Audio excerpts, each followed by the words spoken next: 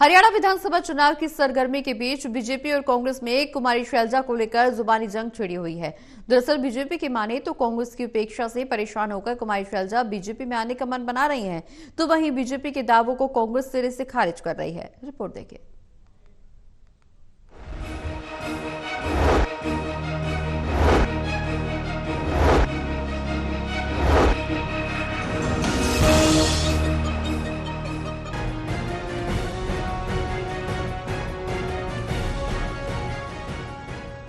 हरियाणा के सिरसा से कांग्रेस सांसद और कद्दावर नेता कुमारी शैलजा को लेकर बीजेपी और कांग्रेस आमने सामने हैं।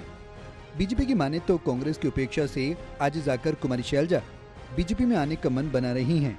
इसी कड़ी में केंद्रीय ऊर्जा मंत्री और हरियाणा के पूर्व मुख्यमंत्री इन दोनों हरियाणा की चुनावी सभाओं और मंचों से कांग्रेस पर जब हमला करते हैं तो उनके केंद्र में हरियाणा की कद्दावर नेता और सिरसा से सांसद कुमारी शैलजा होती हैं। मनोहर लाल कांग्रेस पर अंतरकलह का आरोप तो लगाते हैं, साथ ही कुमारी शैलजा की बीजेपी ज्वाइन करने की बात कहना वो नहीं भूलते। उनका जो काम करने का तरीका वो भौंकू जैसे होते हैं ना, भौंकू, उस प्रकार से बोलते हैं।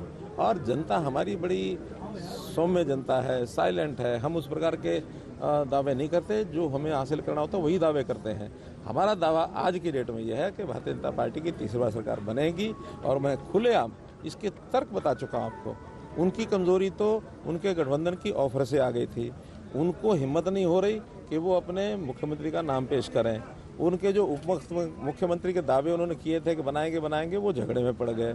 उसमें तो बहुत जातियां सारी उप मुख्यमंत्री मानने लग गए।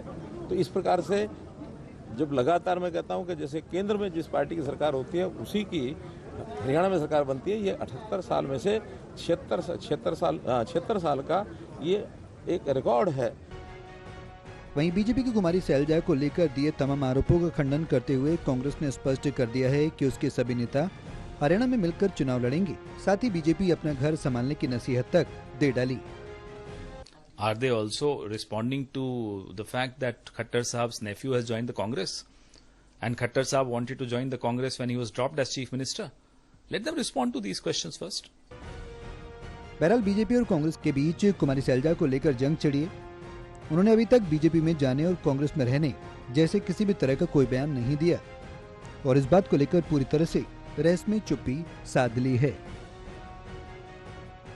Haryana election bureau, total TV.